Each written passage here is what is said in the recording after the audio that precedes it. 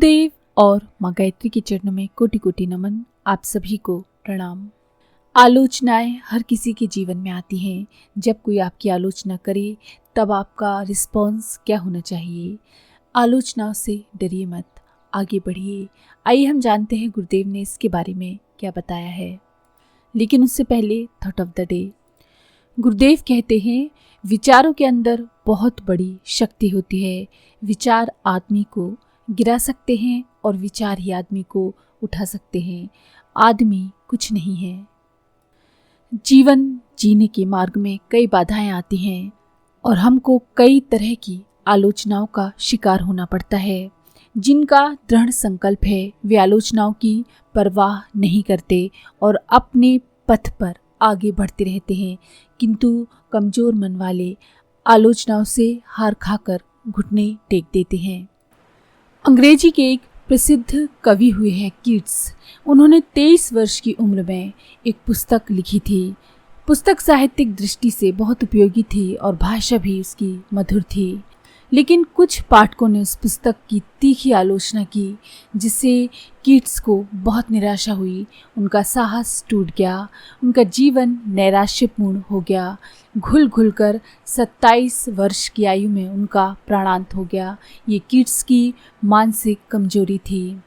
इसी तरह से अंग्रेजी साहित्य के एक दूसरे कवि हुए हैं थॉमस चैटरसन ने। 18 वर्ष की आयु में उन्होंने कविता लिखना आरंभ कर दिया और वे बहुत प्रतिभाशाली थे, किंतु उनकी अब तक बहुत आलोचना हुई। लेकिन मरने के बाद उनकी कृति को खूब सम्मानित किया गया। मर्यादा पुरुषोत्तम श्री राम ने धोबी के मुंह से सीता जी की निंदा सुनकर उनको वनवास भेज दिया। वन में सीता माता को अपार कष्ट झेलना पड़ा। श्री राम का आलोचना से प्रभावित होना अभी भी चर्चा का प्रसंग है। स्वामी दयानंद आर्य समाज के संस्थापक थे। उन्होंने अपने विचारों का दृढ़ता से प्रचार किया। मूर्ति पूजा का विरोध करने के फलस्वरूप उनको घोर विरोध का सामना करना पड़ा। एक दिन उनके विरोधियों ने उनकी प्रतिमा बनाई और उसमें कालिक पोत दी। इसके बाद सभी मिलकर उस प्रतिमा को गधे पर बिठाकर शहर में घुमाने लगे। स्वामी जी का ध्यान जब इस ओर आकृष्ट किया गया तो उन्होंने उत्तर दिया कि वो तो नकली दयानंद है जिसे शहर में घुमाया जा रहा है। असली दयानंद तो तुम लोगों के बीच है। असलियत को अपनाना चाहिए। इस तरह के कई उदाहरणों से हमारा इतिहास भरा पड़ा है। जो भी व्यक्ति पुरानी कुरीतियों को मिटाकर नए समाज की स्थापना का संकल्प लेकर आगे बढ़ता है, उसे अनेक विरोधियों का सामना करना पड़ता है। वे सत्कर्मों में बाधा डालते हैं। चतुरता और पराक्रम से उन पर काबू पाना चाहिए। नीच व्यक्ति के उपहास में कोई तथ्य नहीं रहता। एक दिन स्वामी विवेकानंद रेलगाड़ी में प्रथम श्रेणी के डिब्बे में बैठकर कहीं जा रहे थे। उसी डिब्बे में 2 विदेशी सज्जन भी बैठे थे। स्वामी जी को गेरुए वस्त्र में देखकर दोनों ने अंग्रेजी भाषा में जाने क्या क्या भला बुरा बोलने लगे। उनको विश्वास था कि गेरुआ वस्त्रधारी साधु भला अंग्रेजी भाषा को क्या जानता होगा।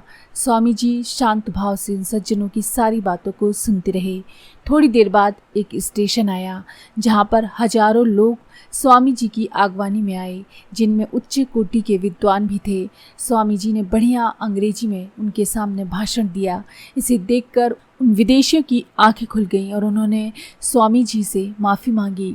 स्वामी जी ने उन्हें बताया कि उनके वार्तालाप से जो शिक्षाप्रद और ग्रहण करने योग्य था उतना ही उन्होंने ग्रहण किया और शेष सब भुला दिया। हमारे सामने भी बहुत सी उलझनें और गुत्थियां आती हैं। हम उनको स्वयं सुलझाएं। नदी अपने मार्ग की बाधाओं से जूझकर समुद्र में मिलती है। हमें भी बाधाओं से लड़ना है। सच्चाई के लिए संघर्षशील बनना है। हम अपने हृदयों में आशा की ज्योति जलाकर अपने उद्देश्य की पूर्ति के लिए गतिमान रहें। किसी की आलोचना से हम अपने पथ से डिगे ना। आलोचना या समीक्षा अच्छी बात होती है। इससे छिपे हुए दुर्गुण उभर कर ऊपर आते हैं। आलोचना करने का अभ्यास अपने आप से करना चाहिए।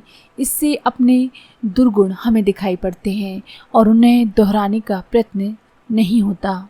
जो अपने दुर्गुणों को मिटाकर अपने आप को निर्मल बना सके वही साहसी व्यक्ति माना जाता है। और वही पराक्रमी। अपनी बुराइयों को छिपाकर जो दूसरों की निंदा करता है वह अपमान का भागी बनता है। समझा जाता है कि द्वेषवश बुराई की जा रही है। व्यक्ति इसमें अपना अपमान समझता है और चिढ़कर चुनौती देता है कि देखें कोई क्या कर लेगा, हम तो ऐसी ही बुराइयां अपनाए रहेंगे, जिसे रोकना हो तो रोको। इस प्रकार से कलह बढ़ता है और साथ ही द्वेष भी। विग्रह खड़ा होता है और एक के बदले 4 नई समस्याएं खड़ी होती हैं। अच्छा तो ये है कि जो कार्य हम दूसरों के लिए अच्छा समझते हैं उन्हें अपने लिए करें।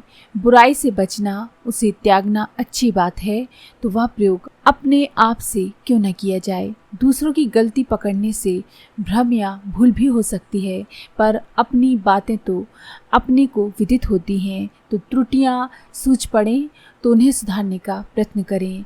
प्रयत्न चालू रहेंगे तो ये निश्चित है कि एक एक करके दुष्वृत्तियों से छुटकारा मिल जाएगा।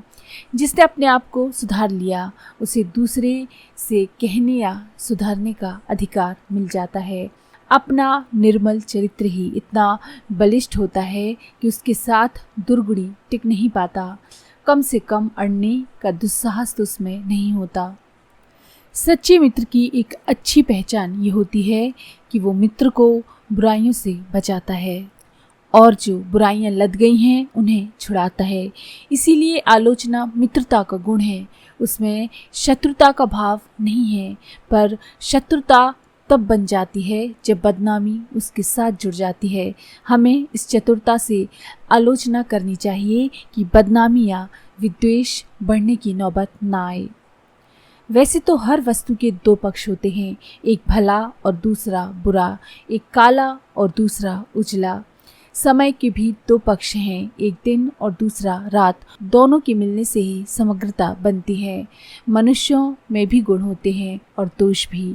किसी में कोई तत्व अधिक होता है तो किसी में कोई तत्व। हर किसी में गुण दोष दोनों ही होते हैं।